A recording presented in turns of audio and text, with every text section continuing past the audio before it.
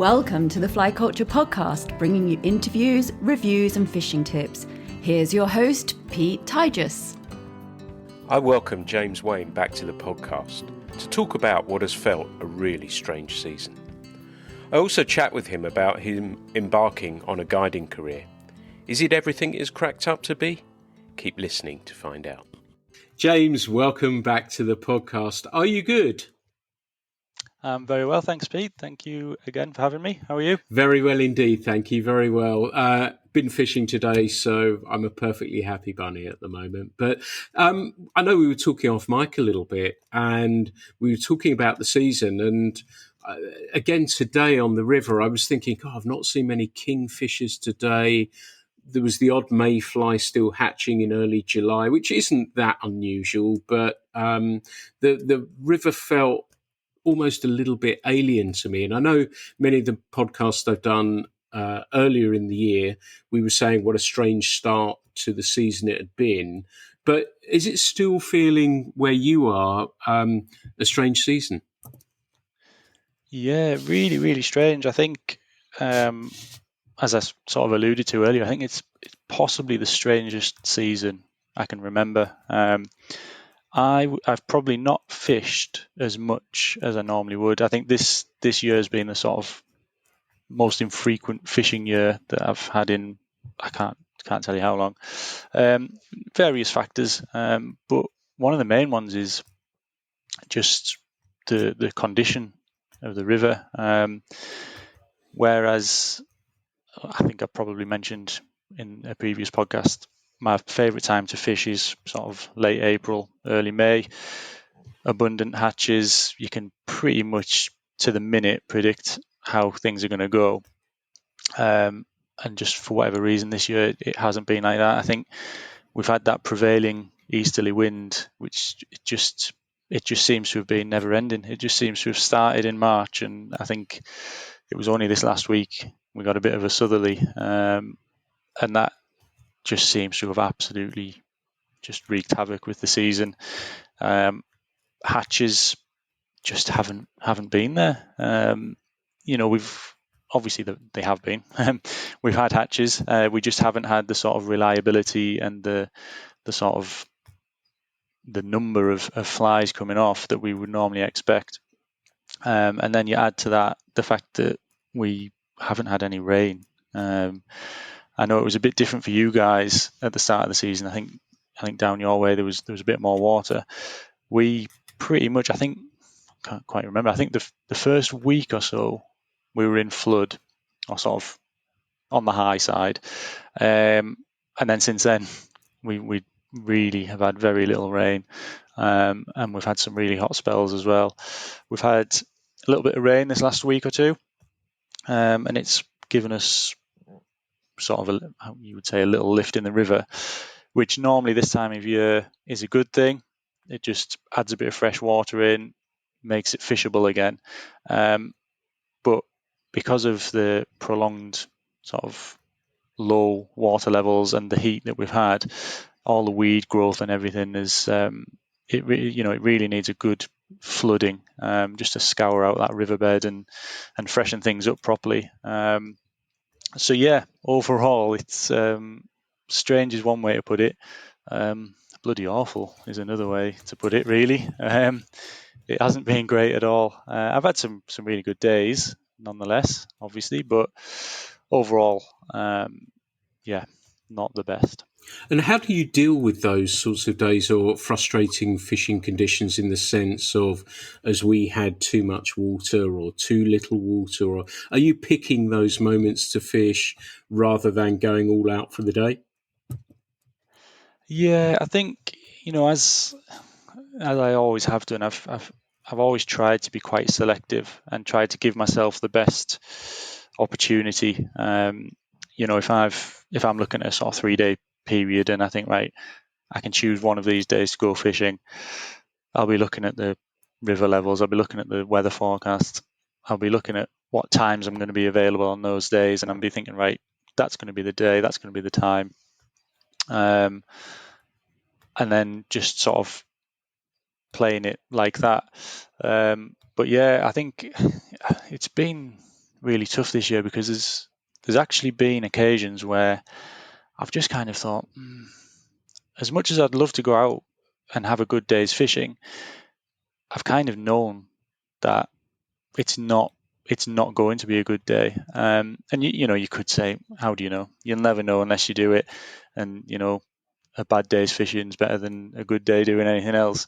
And I would tend to agree with that. But at the same time, I'm kind of, I've been doing this long enough now that I don't need to go out every opportunity I get. I think it just makes it all the more sweet when you have a really good day. But yeah, that's not to say that I would have preferred to have been out a bit more. But like I say, just with the way this weather's been and the river conditions, it's not in my hands as much as I would like it to be, unfortunately. Yeah. Are you the sort of person who, to end that good day, is there a way that you like to end? Do you cut off your fly after you've had a fish? Do you sometimes you fish for a short time? Let's say you've caught a nice fish and say that's a nice thing, or are you flexible with those sorts of things? Yeah, I'm quite flexible with the way that I approach it because it'll depend on the situation. If it's been a really, really tough day and the fish are just starting to come on, then I might think, oh, actually, I'll fish on a little bit. I've just, it's taken me all day to get one. I may as well see if I can get another one or two. But similarly, on a different really tough day, you might have worked to get that one fish. You might have been sat on it for however long.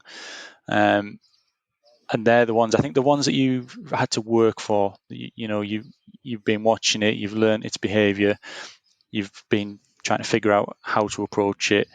There's something in just calling it a day after that. You just think, yeah, got you, job done.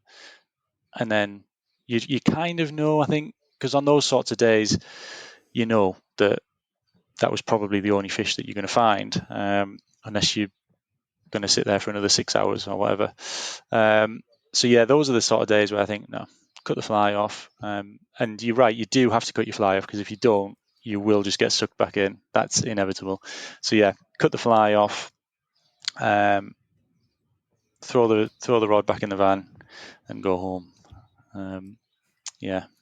That makes a lot of sense to me. And do you think that sort of snipping the fly off after that fish, and you've watched the behaviour of it, as you say, is that final part of the jigsaw, that everything has played out how you hoped it would? You've made the cast and you've hooked that fish and landed it.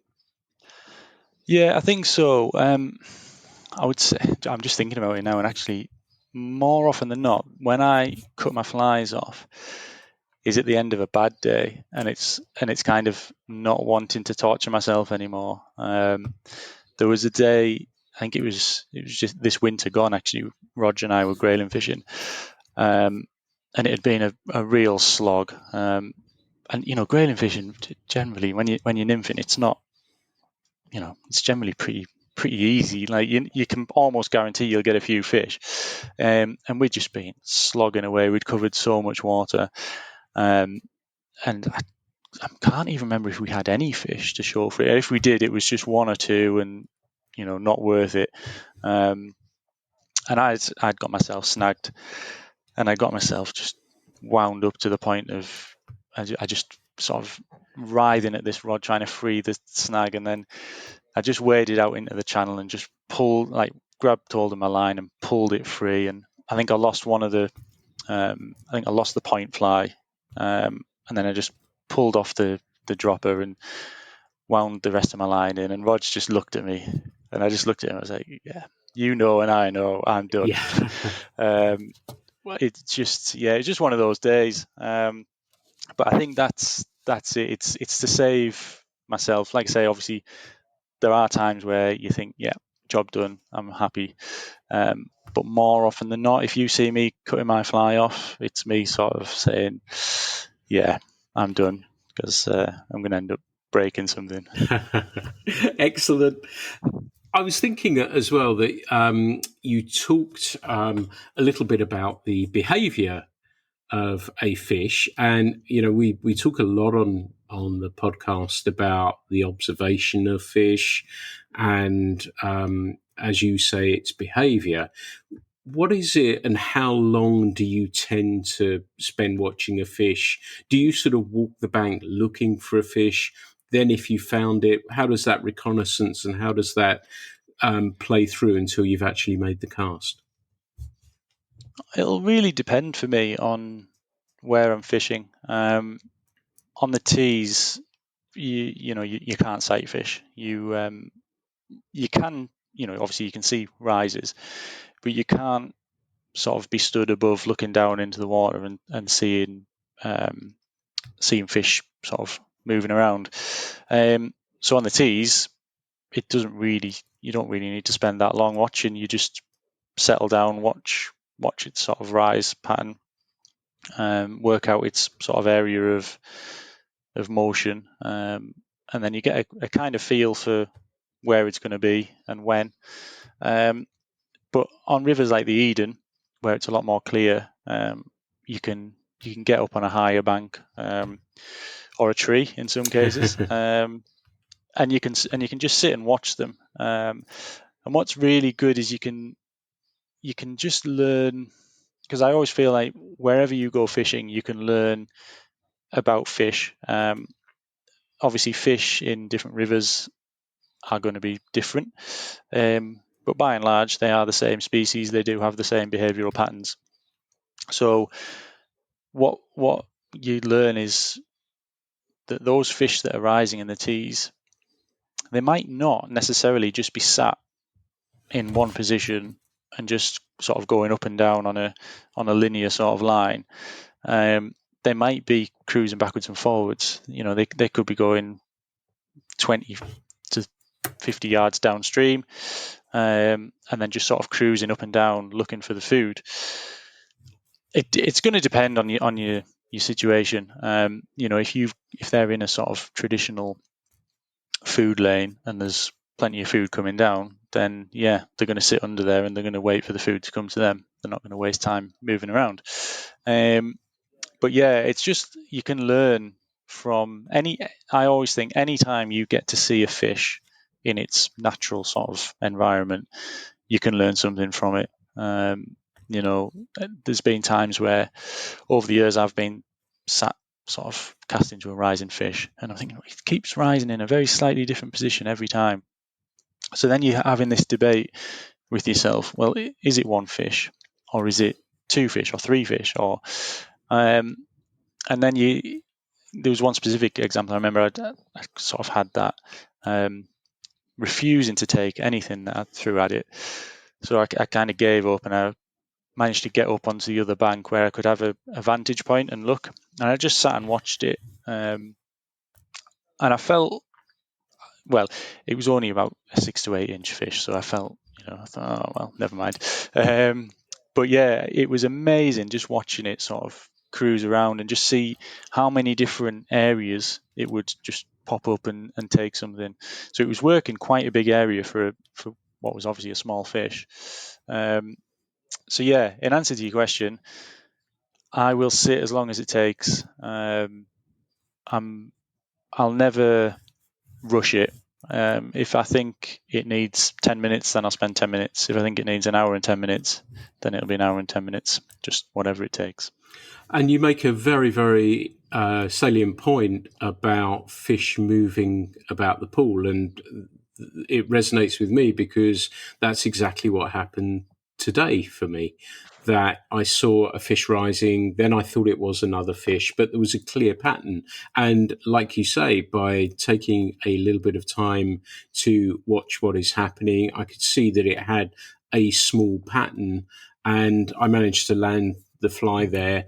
Unfortunately, it was a sizable fish, and it took me in some roots and was gone, which brings me on nicely to dealing with loss. And I've noticed, and I talked recently in the podcast with Katka when I was fishing with my friend Warren, that I hooked a sizable fish, it leapt and it just came off, and I lost a salmon to in May, I think it was, and I've been absolutely fine about it. And there may have been times where I sort of took that incredibly hard. Have you noticed how you deal with if everything doesn't go to plan, or a fish has come off either at the last minute, or you've hooked into a good fish and you've lost it? How have you noticed that you deal with those, and has it changed for you over time? Yeah, I think it probably has changed over time. I say probably because I can only recall what I was like. I can't recall specific examples from years ago. But I imagine I used to get pretty annoyed. But now I'm kind of.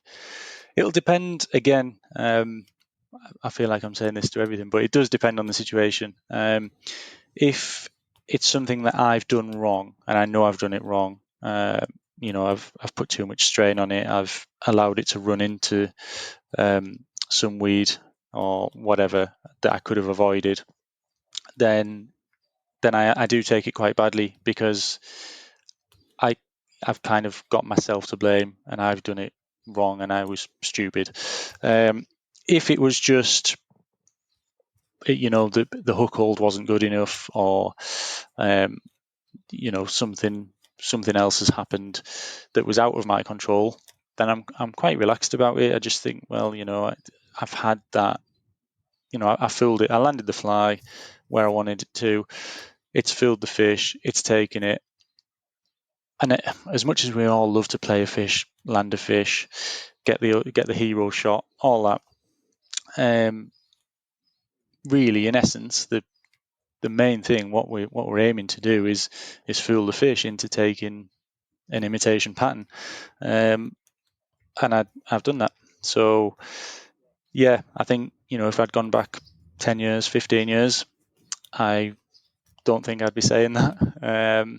But yeah, it's kind of it's a strange one, because you sound a bit nuts because you say, "Oh, I'm going fishing. Did you catch any?" Well, yeah, I lost one, but so you didn't then. So, but yeah, no, I'm pretty relaxed about it, to be honest. That's nice. And do you find that you are more relaxed about it when you're on your own? Whereas, and I went through a spell, and I think I'm coming out of that as well. Is if I'm fishing with a friend, I blame myself more for it, even if it may not be my fault.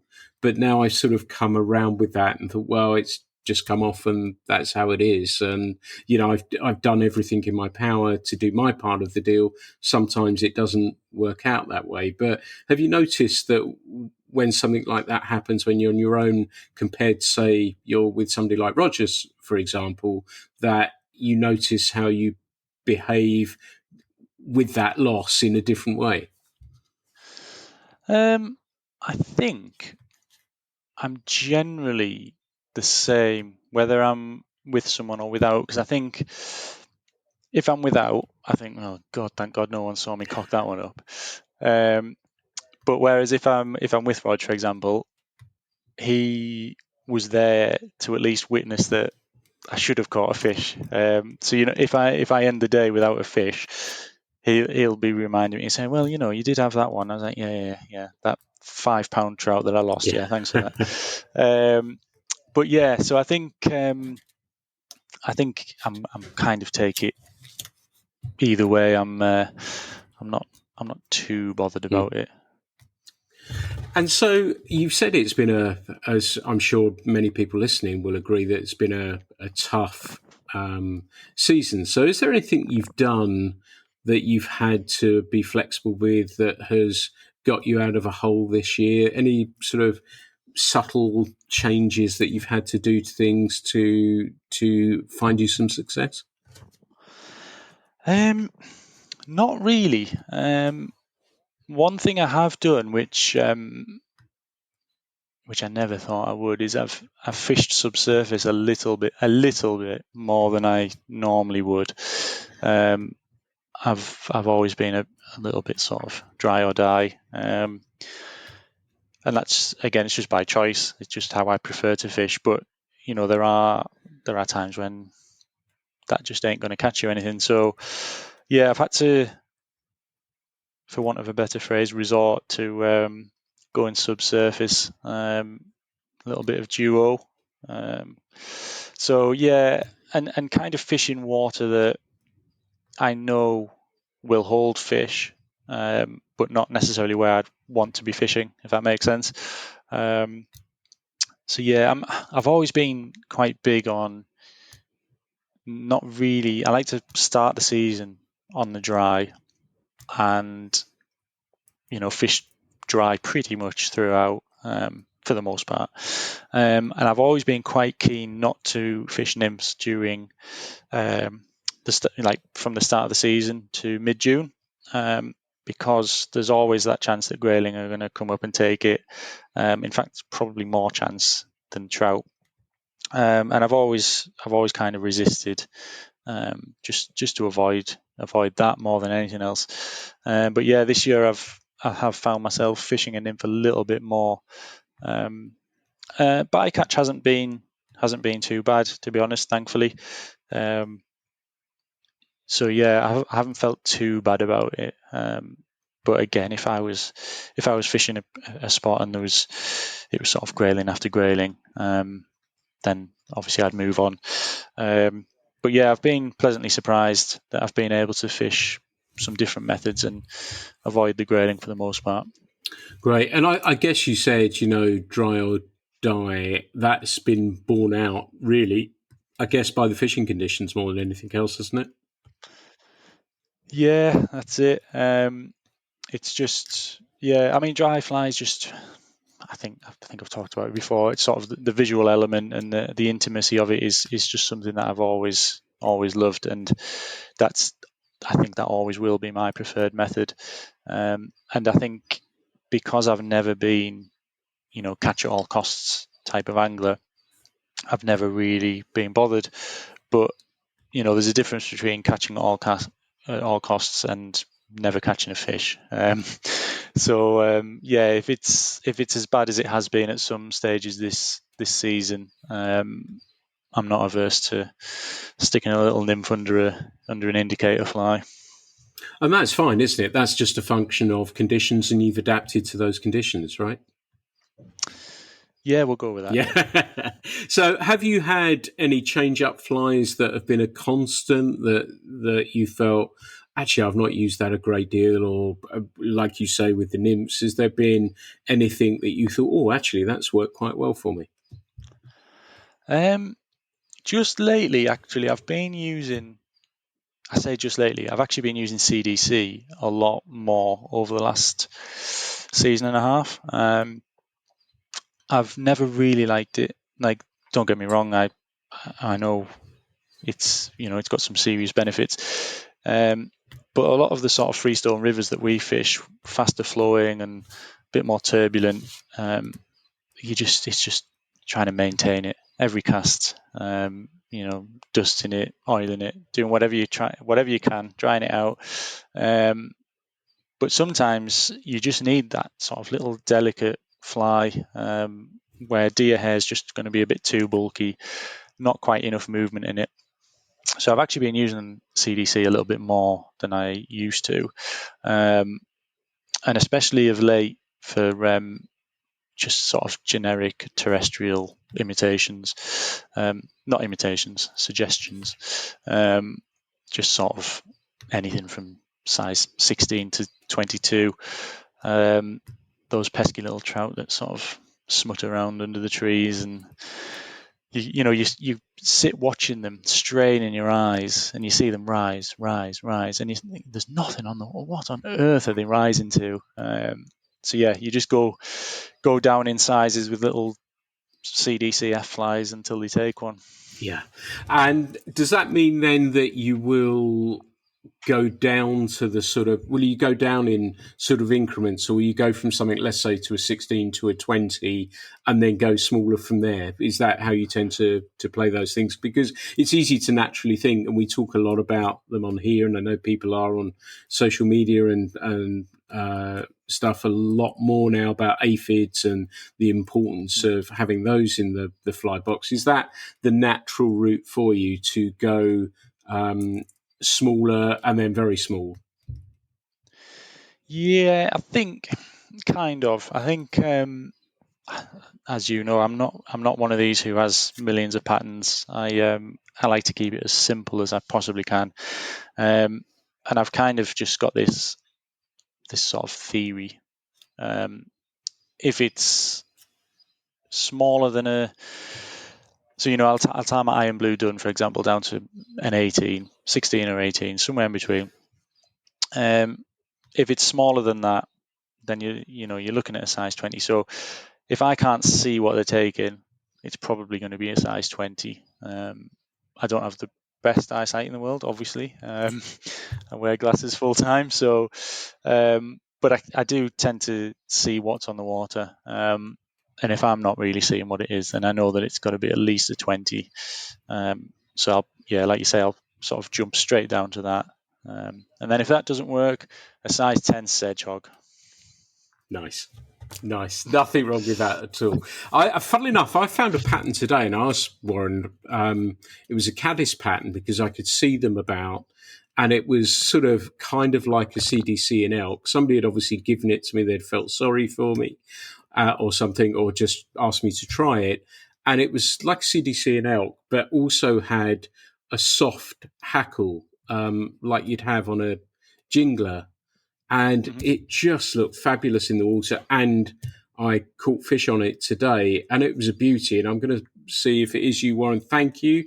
If it was somebody else who's listening and gave it to me, thank you, because it's a wonderful fly. And it's almost got me close to the stage of wanting to tie again, because I thought it just looked wonderful. So thank you for that. But we've talked about changing things up.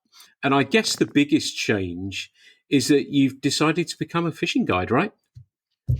For my sins, yeah, absolutely. And what prompted this? Well, it's interesting. Well, I say it's interesting. It might not be. You guys can decide. No, so what it was Roger and I had we'd both been doing some guiding for a guy named Bill Drew. Don't know if you know him.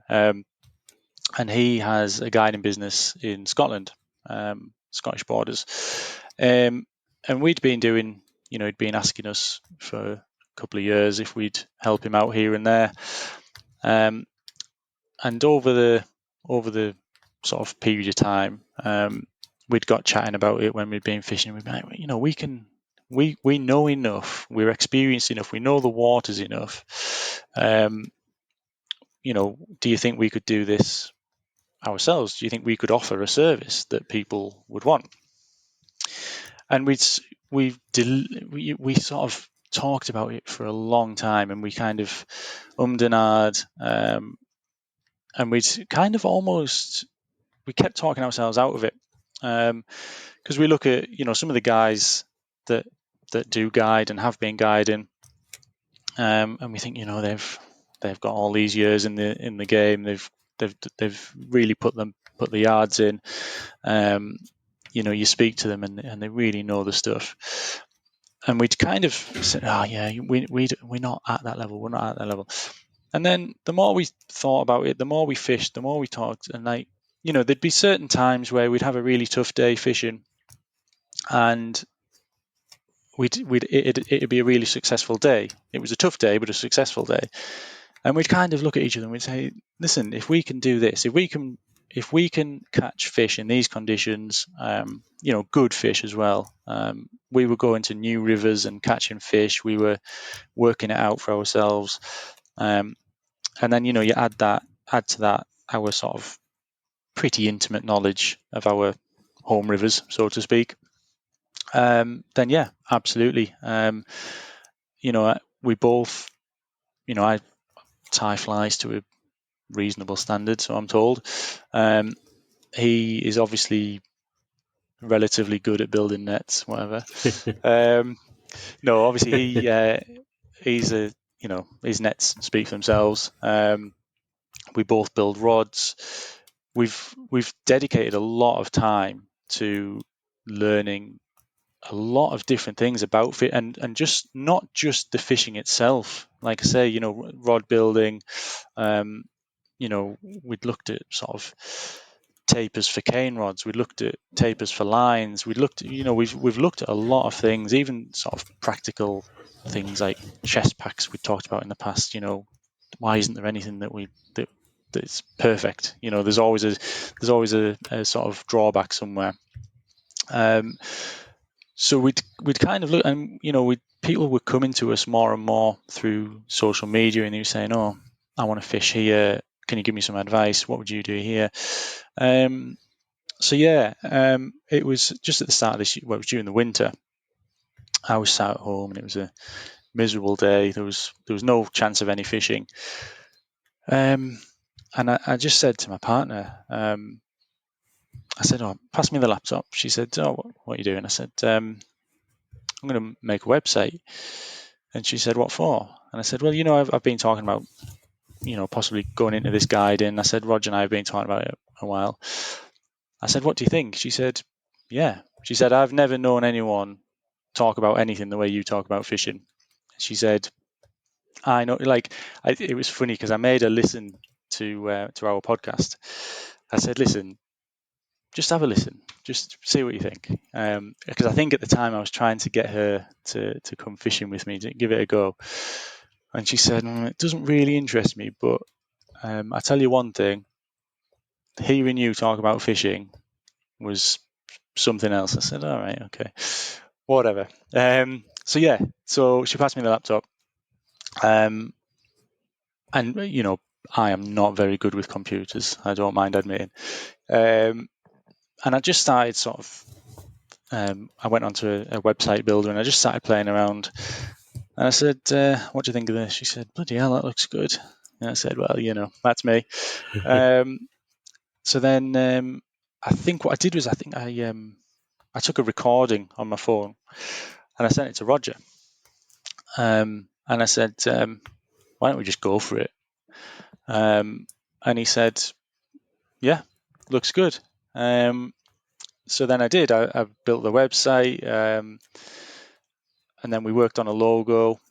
I should probably say the name. We'd actually settled on a name a while ago, at least a year, maybe even 2 years ago, when we were sort of initially thinking about it, and we were just trying to think of something that fits in, what we are, what we offer, something that sort of says what it is. And yeah, we both sort of we fell on freestone guiding, and it just seemed to fit. So yeah, we went for it. I said, "Are you still happy with the name?" He said, "Yeah, let's do it." So then we did, and then we got it all, everything set up, and I thought, "Oh my God, what have I done? What have we done?"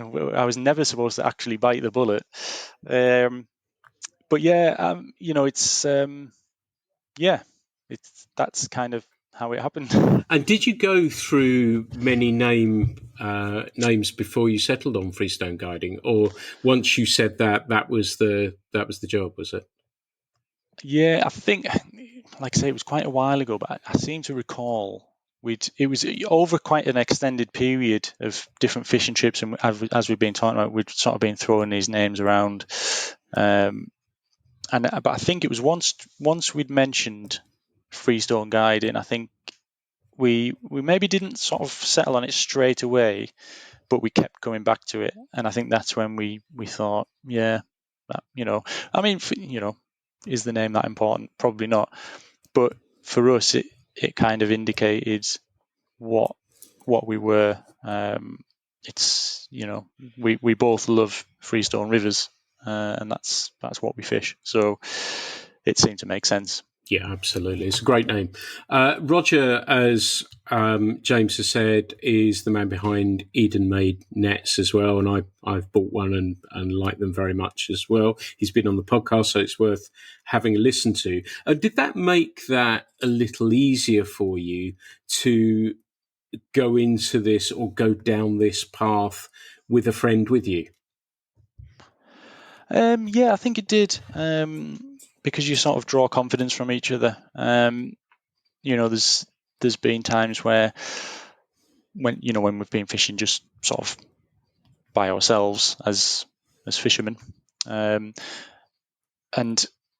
we've been able to share experiences or give each other advice on a certain fish. Oh, I would try this. Try this cast, try that cast, try this fly. So we both were a very sort of aware of each other's capabilities and how we go about sort of the guiding process, so to speak. So yeah, I would say so. And how did it feel when the website was live? Was there sort of trepidation, excitement, a combination of both? Do you know, it was yes, but it was more just strange because what I was doing was logging out of my accounts, and then I was just going into Google and just putting the web address in and thinking, that's my website, that. And so I was just walking around the house with it on the laptop. Look at this, that's my website. And it sounds really, it's probably quite a childish thing to do, but I think it was just that excitement of this is a website, and I'm actually, as far as websites go, I'm quite proud of it. I think it sort of looks reasonably good, considering I did it myself as well. Like I say, my capabilities are somewhat limited in the tech arena, but yeah, surreal is probably the word I would choose. So what was it like when that first inquiry or booking came through? I remember checking so I've got a bit of a ritual every morning. I wake up, river levels, first thing I look at every morning. It's even when we haven't had rain for months. It's just like an ingrained habit, right? Check the river levels, and then the next thing I checked for the first time was my emails, from Freestone Guising, and this message popped up. It was like, "Oh, I'd like to inquire, blah blah blah," and I read it, and I actually closed the app on my phone because it just hadn't sunk in what it was, and I was like, "Oh yeah," and then I picked my phone up again, and I was like, "Is that what I think it is?" Yeah. It was someone inquiring about a guided day. And then it was weird because at that moment I thought, oh God, right, I'm just going to delete the website, say no. That's it. It all of a sudden felt quite real. So yeah, it was, again, surreal is probably the word I would use. And so does it feel different taking someone fishing and getting paid? Because I know you've done, as you've said, some guiding previously, but it is always different, I think, and I've done it in the past when you're guiding for someone else, comparable to when you're working for your own business. And I don't mean from degrees of professionalism, no matter what. I know you'd be as professional as you possibly can, but it does feel different when it's your direct customer. And so as a result of that, did you feel any pressure on that first day? Yeah, do you know what? I as much as I loved it, in equal measure, I absolutely hated it. I think you'll know yourself. It was the sort of pressure that you feel. You get. Maybe it's just me, but I was sort of overcome with this imposter syndrome, and I was thinking, oh, who the hell am I to be taking someone fishing and telling them how we should be fishing, where we should be fishing, what pattern to use, what method to use. This person is giving me money for expertise. Who am I to say that I'm an expert? Luckily for me, that sort of subsided when they caught a fish. We can all say that was because of expert guidance, but it could have been luck. Who knows? But yeah, that sort of sense of pressure was almost overwhelming. it's not anymore.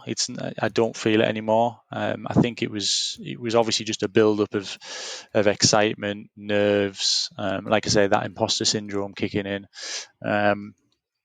But yeah, there is. I think there will always be a pressure attached to it.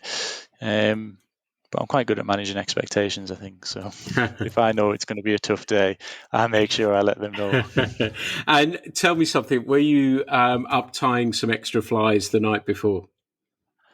Right, so I should probably say yes, but I guess I'm a bit like you in some ways when it comes to tying. Sometimes if I get in the right moment, in the right mood, I'm happy to do it.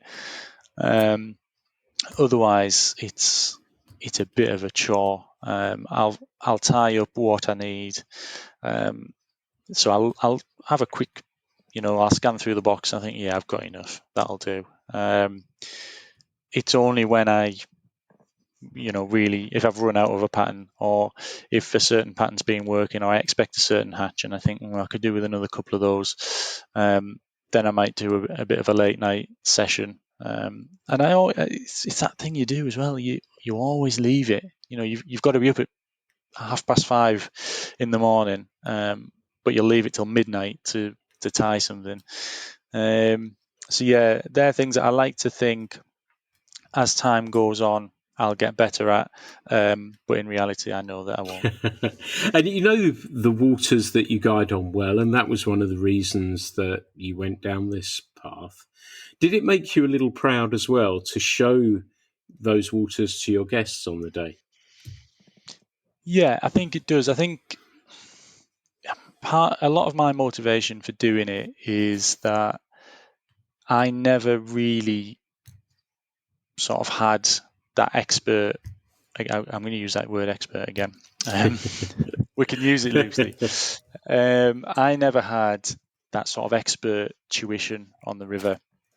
And I feel like a lot of people, they just need a little bit of a helping hand sometimes. I see through social media, I see a lot of posts in Facebook groups and other places where someone they just want help. They'll say, "Oh, I'm just coming back to fishing after however long," or "I'm just getting into river fishing. Are these flies any good?" And I look at it and I think, God, there's so much more to unpack there. Like, yeah, that one particular fly in your photo there might be good, but only for a 3-day window in the middle of May. Do you know what I mean? And you just think, if you're, without sort of going out and experiencing it from a guide, or if you're lucky enough to have a friend who can teach you or whatever, then you can only really get the answers for the questions you ask. And if you're not asking the right questions, then you're really going to struggle. And like I say, I was fortunate when I was learning that I could get out a lot and I could learn on the water. But a lot of people just don't have that luxury. So yeah, I wanted to sort of give people that option, to learn from someone who, like I say, I would never ever refer to myself as some kind of expert or master or anything like that, but I have been there and I have done it, and I have been doing it for a long time, and I do understand rivers, I do understand trout, and I do understand a little bit the insects that they feed on. So if I can pass on even a piece of that, then it's job done in my book. Nice answer. How do you like to start your guiding days when you meet your client for the first time? I start by saying, right, listen, you probably won't catch a fish. No, I think what I like to do is, the first thing I like to do, if I haven't already had the discussion with them, is just ascertain what they want out of the day. Do they want to practice a technique? Do they want to, find a sort of, in inverted commas, specimen fish? Do they want to catch a fish on the dry? Whatever it may be. And then as soon as they say, "Oh, I want to catch a specimen fish," I think, "Oh God, right, you should have booked another guide." But no, I think that's how I like to start it, and then you can sort of tailor the day to what they want. Because some of them, a lot of people I found are actually quite easy to please. They'll just say, "I just want a photo. I just want a fish that I can get a photo, and then I'm happy." And then I think, as much as you're open to all methods, you have added that pressure there. I want to fish. But yeah, what surprised me is the amount of people that'll say right at the start of the day, "I'm not really that bothered. I just, they sort of look around and they think, what a beautiful place. I'm just happy to be here." And you get a sense pretty quickly that they do want to fish. Of course, they want to fish. That's what it's all about. I've had a couple of guys where it's been quite late in the day before we've cracked it, and you can just see the relief sort of just flood into them. And obviously that has a knock-on effect, because I think, "Oh my God, I'm so pleased that we got there in the end," because the relief you're showing right now means that you would not have been happy had you not had a fish or two. But yeah, I've forgotten what. Oh yes, how do we start the day? Yeah, basically that's it. Ask them what they want to achieve, and then I'll do what I can to achieve that for them. And that's the perfect answer. And I think it's easy to assume something or take somebody somewhere, but I think that is the perfect answer. And then everyone knows what the rules are for that day and how to go with them. You said those days that have taken a little longer sometimes, and given that it's been such a tough season as well, that how does that moment feel? When do you try, when that first fish is in the net for the day, do you keep calm yet you're dancing inside, or do you try not to let it show that you're thrilled that fish is in the net? I think that'll depend on the client, to be honest. Sometimes you can sort of let yourself go, and you can show a bit of visible relief. Whereas other times you kind of have to keep yourself composed and play it cool. I knew it was going to happen, all of that. But yeah, it's that old thing. We used to say, when you'd watch a football match, and you'd make an observation about the football match, and almost immediately afterwards the commentator would make the same observation, and you would just feel instantly vindicated, and you'd think, "Yeah, look at me." And it's a very similar sort of thing. You not from an ego perspective, but the amount of times I've said, "Right, this is where you want to be casting," and then 3.5 hours later, when they finally land that cast where you want it, you look at it and you say, "This is the one. He'll take this. Be prepared." And it drifts down, bang, and you almost have this sort of smug little expression on your face, and it must be horrible to look at. I mean, my face isn't worth looking at anyway, but when I've got that look on my face, they must think, "You utter twat." But at the same time, they're thinking, "Well, I've got a fish on here, so he's done what he said he would do, so I'm happy." Like you say, it's a lovely feeling when that happens, and it reminded me of a story when I was doing it, that there were some people, there's a group of guys used to come down to where we used to guide at the hotel, and two of them, the host always struggled catching a fish. He'd never landed a fish, and they hadn't hired me, but I'd always give them advice. I'd give them flies, everything else. Then one of their party was new, hadn't really fished before. I took him out and he caught a few fish and was extremely happy. So the next year they hired me, and the chap who'd never landed a fish, and I took him out and I said, "Look, this corner here, we've got a chance, be ready."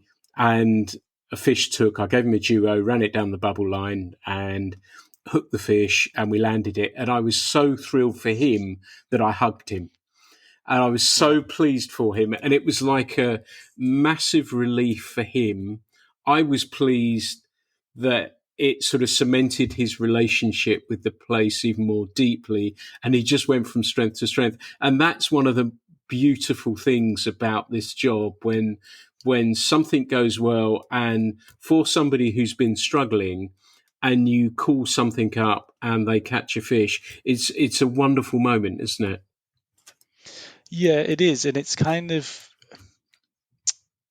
it's a strange one, because there are times where, I'm sure Rog won't mind me saying, but there's times when we fish together, and we might go fish for fish or pool for pool or whatever, and he'll catch a fish, and I'm thinking, oh, I wish that was me. Like, obviously I'm pleased for him, but I think, oh, I wish this was my pool. I wish this was my fish. But when you're guiding, it's very different, I think, because you're in that headspace already that, I'm not fishing. I'm here to provide a service. So when they catch a fish, it's the same as you catching a fish. And you don't get that sort of, oh God, I wish that was my fish, because it kind of was your fish. As much as you didn't catch it, it was your sort of, you put that client onto the fish, so it's sort of a shared fish. Yeah. I'm sure the client won't want me to take it away from them, but at the same time, it's a shared fish. So you just, you don't get that sort of jealousy, I guess, for want of a better word. Yeah. What have you learned about yourself since guiding? I'm impatient. No, I've always known that I'm quite impatient at times. But what I've learned is that I can be patient, or I can force myself to be patient. I just through my day job, I do. I've been in sort of people management for a lot of years, so I know how to coach. I know how to interact with people. I know how to manage expectations, all of that kind of thing, and I know how to deal with underperformance, I guess you could call it. And I've kind of tried to bring a lot of that into the guiding. So if I see someone whose casting isn't up to scratch, or who isn't, he's not nymphing correctly and he's potentially missing fish or whatever it may be, my brain just goes, okay, what would I do in this situation? This person's underperforming. What do I need to do to get them to understand what they need to be doing? And I think that's helped me to be more patient, because I think there are still occasions where, at the back of my mind, I'm thinking, I could have landed this fish, hours ago, and we could have moved on. But you just kind of have to remove that. You have to remember that the reason that you're guiding them is because A, the river inside out, but B, you can cast, you can read the water, you can read the behavior of the trout. So yeah, obviously you would easily be able to catch that fish, but this person may have never picked up a rod before, or they've never fished a dry fly, whatever it may be. So if you can't make yourself be patient, then it's going to end in tears, really, because my patience has been tested a few times already, and thankfully it stood up to the test so far. Yeah, and that's the way I always thought about it, is that it's somebody's day off, it's their day, and I would do everything in my power to make it memorable for all the right reasons. And you're incredibly modest about your fishing prowess and everything else, and I think you've hit the nail on the head perfectly, because I don't think it's about how good a fisherman, and there may be some sort of standing somewhere in the line that I know there's lots of anglers that are much better than I am, but I'm quite good when I was guiding at explaining what was happening and how to get that across to the person.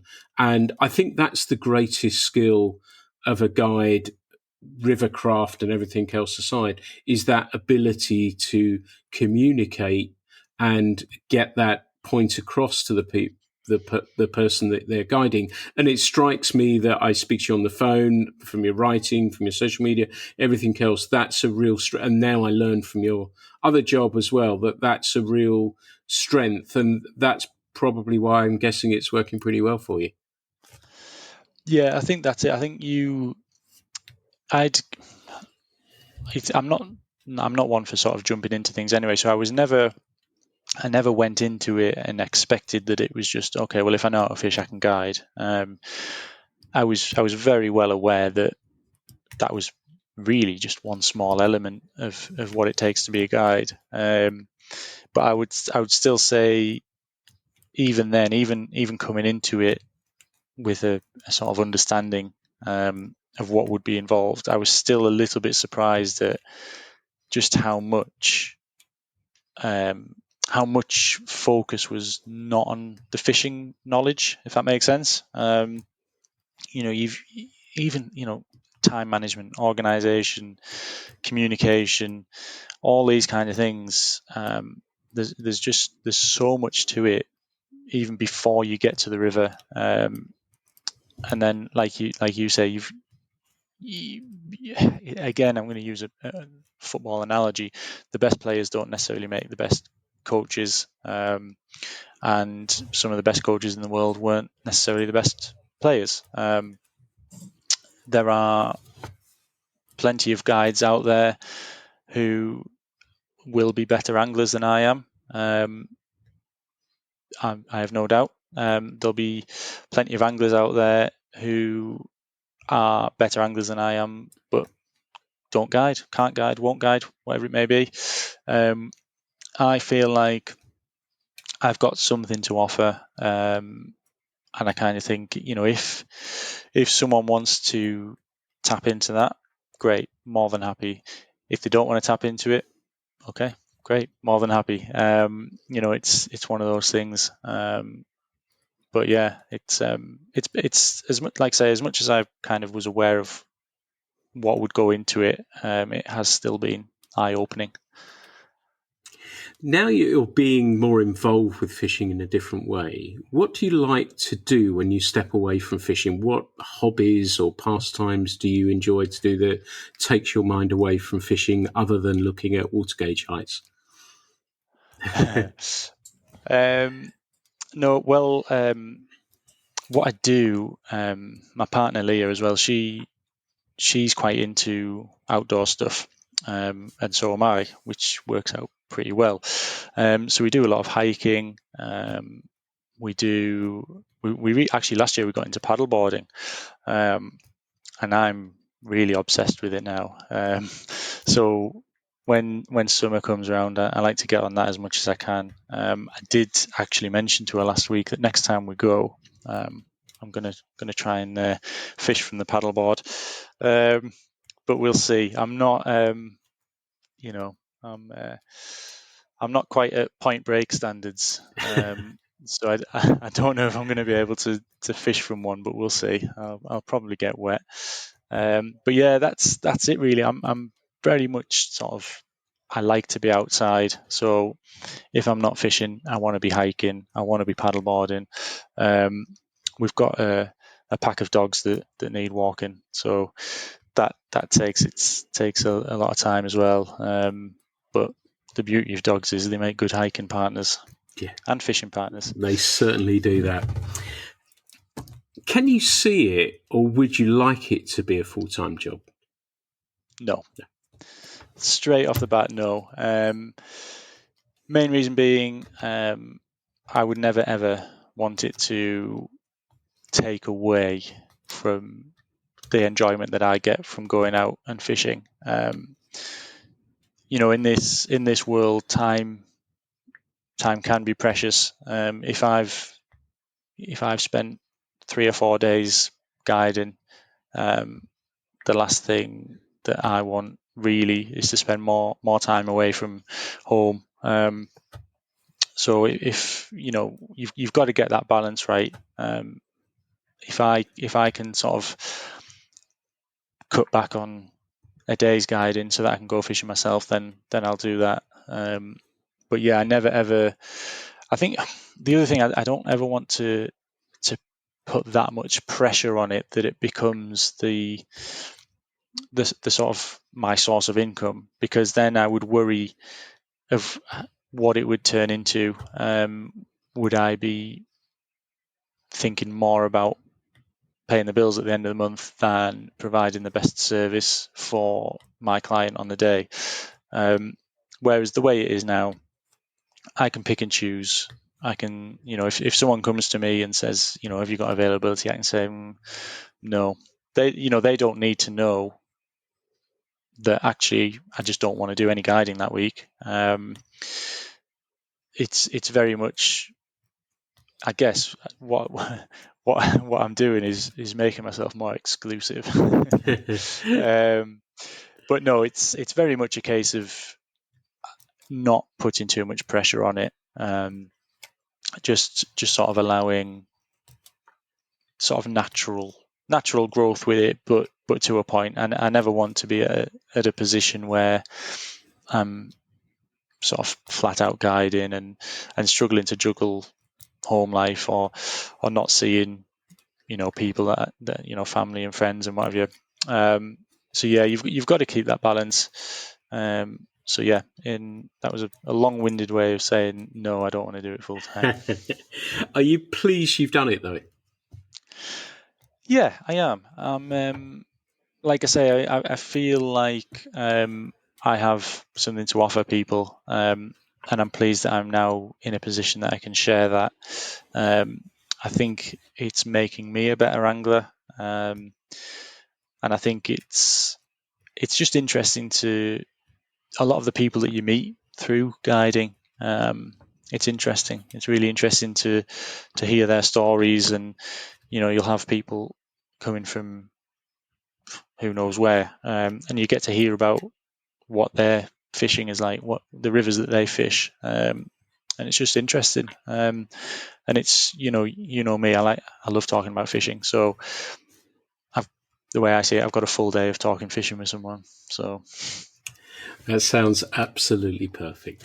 Now, I should say that James hasn't asked to come on. He hasn't paid to be on here. I just thought it was a really fascinating story, and having gone the route myself, and I know lots of guys listen to this as well, and lots of people who might be interested or have been thinking about being a guide. I thought it might just be a really interesting insight in someone who's just starting on this journey, and I really wanted to share it with people. So, James, we've spoken for over an hour now. Do you want to tell us where you're guiding, contact details, and everything else that goes with that, please? Yeah, so obviously we guide up in the north of England, the Tees and the Eden systems, and we know we've got a few little secret spots under our vest as well. So yeah, contact details are pretty straightforward. He says Instagram is always probably the easiest way to contact us. So Instagram handle is pretty straightforward. It's freestone_guiding, and then the website is freestone-guiding.co.uk, and there's contact details on there as well. Fantastic. James, as always, it's been great to catch up with you. It's been great to talk with you, and thank you for some really great answers to the questions as well. It's been great to get a look inside your thought process and how this journey evolved for you. So thank you so much for being a guest on the Fly Culture podcast today. No, thank you, Pete. It's always a pleasure. I hope people sort of get something out of it. Hope they don't mind me waffling on again. But yeah, thanks very much for having me. Brilliant. Everyone, this has been the Fly Culture podcast. This one goes out to my friend Duncan, who says that he's having a pretty crappy commute at the moment, and the podcast getting him through that commute at the moment. So this one's for you, buddy, and you've been guiding with us as well, and you're a fantastic guide as well. So this one's out to you. Everyone, there will be plenty more episodes of the Fly Culture podcast very, very soon, but thank you so much for listening to this one. The Fly Culture podcast is brought to you in association with Fly Culture, a quarterly print magazine. For more information, please visit flyculturemag.com. You can also find Fly Culture on Instagram, Facebook and Twitter.